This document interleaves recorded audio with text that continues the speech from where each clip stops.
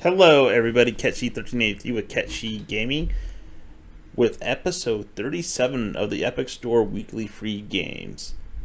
And this week it is free games. We have Dying Light Enhanced Edition, and we have Shapez. Anyways, let's cover Dying Light first. So, Dying Light is a 2015 first person shooter-ish kind of game. It has both range and melee weapons, but its mainly focus is on the melee weapons with some parkour elements and some RPG elements as well. It says survival horror.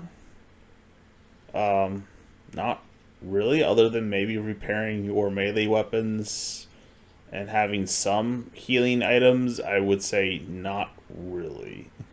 So I played not the enhanced version, just the regular version on the Xbox One a while ago, so I'm familiar with it. It was okay. It wasn't the greatest thing in the world when I played it.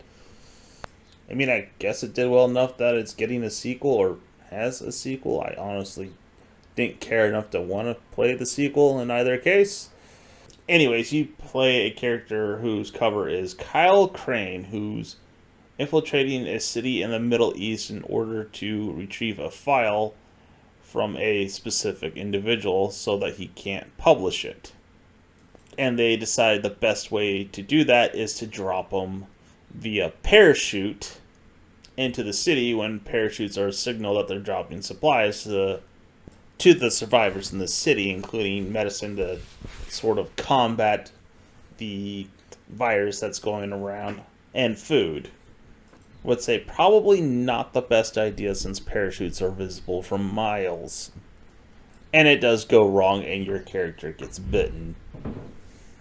Overall, the gameplay is actually somewhat on the fun side, and it gets better as you go along. The story, on the other hand, is kind of on the garbage side. And it's unfortunately one of those games where it has one of the most disappointing boss fights of all time. They set up this guy, and what do? They do a quick time event to end it. Yep. I don't know if they fix that in the enhanced edition. Something tells me no. Hey, Spike? I'm Crane. The other kind is filled with antizin. The GRE sends in a one-way Look, the trouble is, Rise, but the next... What's... All right. Brecken and his team What are these... You'll see. Before you head out there, grab some firecrackers. Made them myself.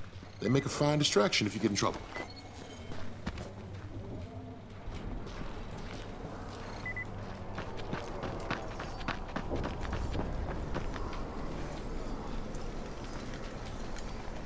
So the next title, Shapez, says it's a factory kind of game, and it was released back in 2020.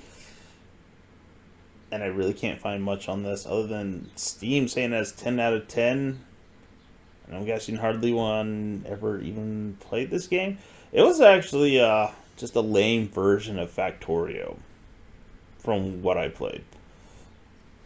I mean, they have tutorials, and I'm following the tutorials, and the tutorials still aren't counting my actions. So it didn't seem to quite work correctly. I honestly did not get far with this. Its controls were clumsy and clunky. And some parts that needed explaining weren't explained, like how to rotate some fixtures like extractors, which they kind of neglected, which you needed to do in order to do parts of the tutorial, but they didn't add that. And visually, it really isn't anything to look at. It's, like I said, a really lame version of Factorio. I had no intrigue at all to continue this game past the 7 or 8 minutes I tried working with it. And it looks like probably the way it looks is due to it being a mobile game. At least originally. There is a web version that I'm guessing is what I'm playing or similar enough. But like I said, if you want to play a factory game, play Factorio. It's a much better, more entertaining game. Anyways, if you do want to give it a try, both these games are available till tomorrow at 10 a.m. Central. I would have gotten to this sooner, but I started a new job and it was Easter weekend, so I was a little on the busy side. If you made it this far into the video, thank you for watching and have a good one.